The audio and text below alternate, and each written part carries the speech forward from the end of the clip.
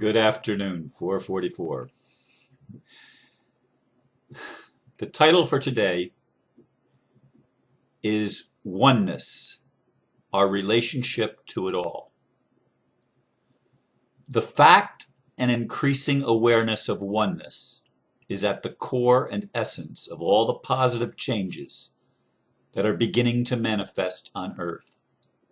Nothing is separate.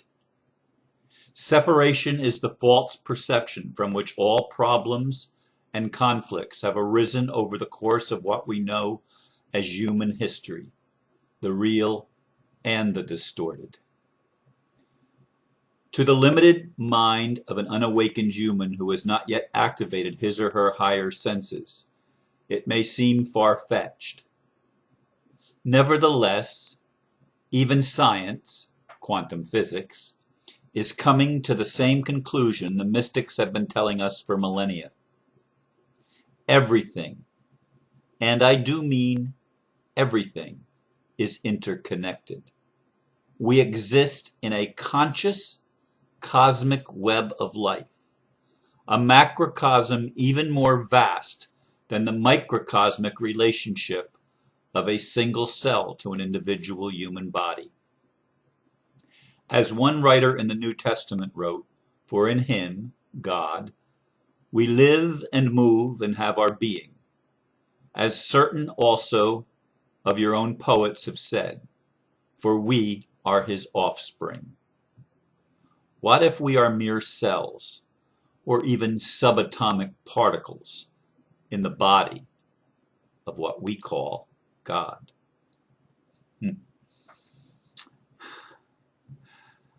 I mentioned positive changes, and a couple of days ago I created a video called "The New System Rolling Out, Get Ready for CVAX."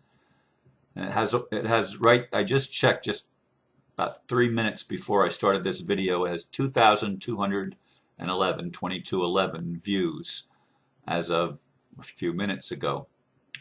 And it was even picked up by a German website and posted along with a lot of valuable information, which I thought was rather amazing. Although when I first opened it, I thought maybe Mr. Sino and the Swiss Indo people in Indonesia had picked it up, but then I realized it was German, not whatever language the Indonesians would be speaking. In any case, that there are many positive things going on in the world. And it's because people are waking up. It is increasing awareness that we are one. The dark and the light are one. Masculine and feminine are one. Positive and negative are one. All of these polarities, all of these dualities are just simply two sides of the same coin. And people are realizing that if we eliminate one side of a coin, there is no more coin. So people that insist that we are transcending duality are clueless. Duality just simply means that things exist in pairs of opposites, and they're meant to be complementary. However, because of separation consciousness, because we think we are separate from that person and that person and that nation and whatever, that race, that religion, when we think that we are separate and we don't see the bigger picture, we tend to alienate, to feel alienated, and therefore alienate others around us. In other words, we're at war. Now, when that happens in the human body, it's called disease. And ultimately, it claims lives. People die of diseases. Because in our mechanized, intellectual, rational Western mindset, which is the modern mindset of much of the so-called first world, that mindset looks at everything as separate. They haven't yet gotten the quantum physics message, nor, of course, the message of the mystics that has been handed down to us through all of our religions at one point or another. I use a quote from the Bible or from the New Testament because that's what I'm most familiar with. But I'll bet you the same concept is present in Buddhism and Hinduism and Islam and Judaism. I bet it's present everywhere that mystics have ever contemplated reality. It is a web of life. Everything is related to and connected to everything else. Nothing happens here that doesn't affect there. And what happens there affects here because it's a singular web. That's the law of one, or the principle of unity, that is finally catching up to the human race. And because it is, we are going to be able to move into a system and co-create together a system of cooperation, because competition depends on separation consciousness. I'm competing with you and I think there's lack, so I've got to get mine first and take whatever I can so that you don't get it because there's not enough to go around and everything is lack. That's simply not reality, folks. In the cosmic and universal sense, that is not reality. Imagine with me for a moment, and I've used this analogy before and I'll probably use it again. Imagine for a moment your bowels decided to go on strike and the anus said, "No shit, Sherlock. No more. It's done." Well, the body would obviously fill up, wouldn't it? And it would ultimately poison everything else in the body so that all of the systems would shut down in due time. Because each system, even one as lowly as the elimination of body wastes, even that is essential to the well-being of the whole body. And our immune systems are like the little white blood cells and stuff, are like little warriors that go out and they consume and transmute and transform everything that doesn't belong there. And when allowed to operate normally, the immune system will do an excellent job. But we've compromised our immune system in this culture because the scientists, stuck in their left brain and looking at everything as a machine, have tried to overrule nature and try to do better than nature. And they've created antibiotics which ultimately end up shutting down the immune system, and then we develop all these autoimmune diseases. Of course, that's helped by the fact that they introduce viruses into our vaccines and into our medicines. They put genetically modified organisms. They create genetically modified organisms, putting viruses into our food and heavy metals and other things. They spray it in our air that contaminates our water. Everything is made as a problem because we think we're separate. We think, well, it won't affect me. I'll protect myself. But there is no protection when we're stuck in the mindset of separation consciousness. It is only unity consciousness and the concept of oneness and our relationship to everything that allows us to liberate ourselves and to see the need, and not only the need, but the absolute essential responsibility of recognizing each part as a part of the whole and each part as having an important function or role to play in the overall scheme of things. So that every individual is important. Every nation is important. Every community is important. Every religion is important.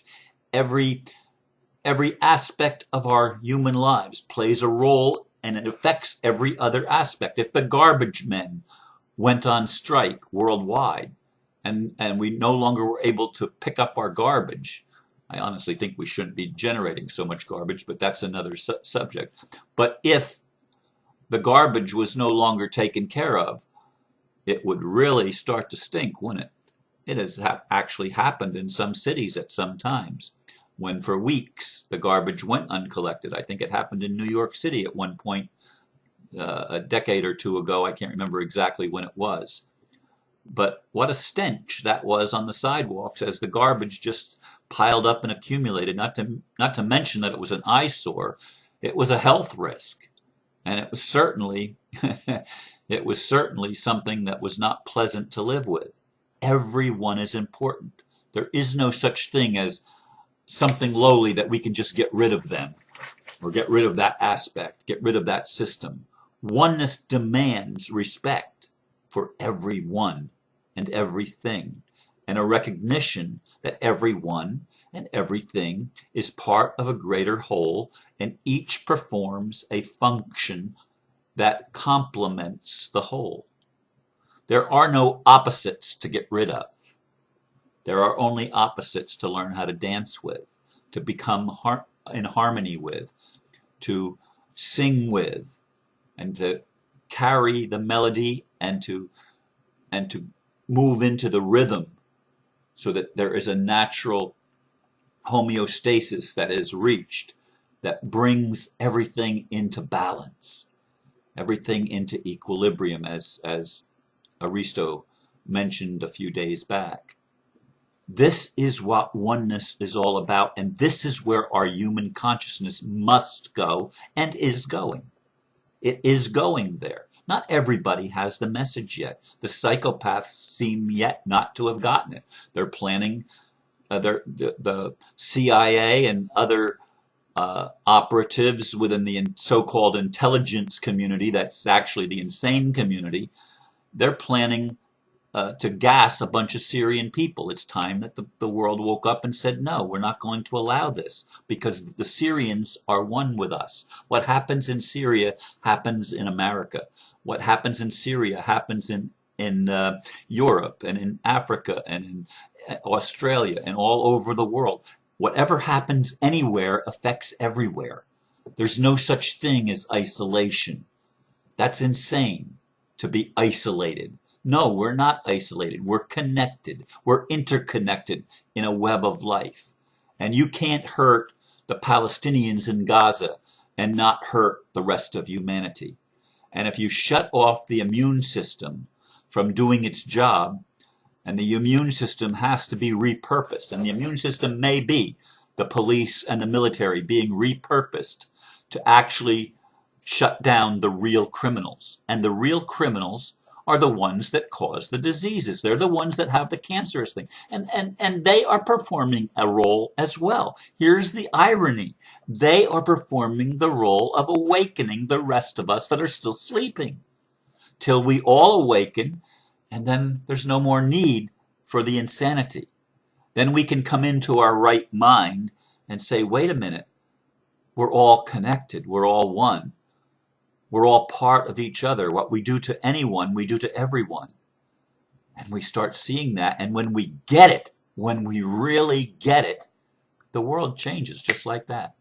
It's not going to take a whole lot of time. The problem is, of course, the media is part of the problem because they don't tell the truth, although that's starting to change a little bit.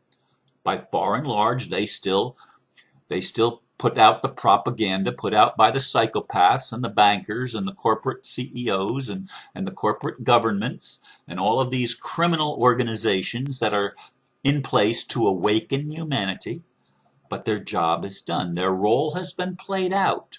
Now it's time for the awakening. And again, awareness of oneness and awareness of our relationship to everyone and everything is essential in the whole process of creating a world that works for everyone, of bringing peace to a planet that has only known war and conflict for eons of time. It's marked in our history. Our history, we don't even know our true history. We're not even aware of it because there's been so many lies told, so many people believe this is the truth or that is the truth. None of us know all the truth. It hasn't been revealed yet, and we're not even in a position, most of us, to do it. And it's not about arguing of which truth is right or anything. This truth, though, is key. That I am a part of you and you are a part of me. And if I am unwilling to show you love and respect and honor you as an individual part of whatever we call creator, if I fail to do that, I'm hurting me. It's in my best interest to love you, and it's your best interest to love me, and it's in our best interest to try to hear each other and to respect each other and get along. This is the core of oneness. This is the core of the awakening. This is the central part of the evolution of human consciousness. Separation has been the tool to bring us to the place and to the awareness of what we chose to forget in creation's plan, to allow the Creator to have individual experiences along a wide gamut of possibilities. And we still have infinite and endless possibilities before us and on our plate. But now the possibility is not to see how far down we can go and to see how horrendous we can create things that destroy. But now it's about building. It's about reconciling that which has appeared irreconcilable. It's about getting on the bandwagon of wholeness and holistic thinking. This is oneness. We are all related to it all. Everything is connected to us. And you are my brother. You are my sister. You are my friend. Maybe you don't see me as a friend yet, but in time, as you awaken, you will. This is the awakening.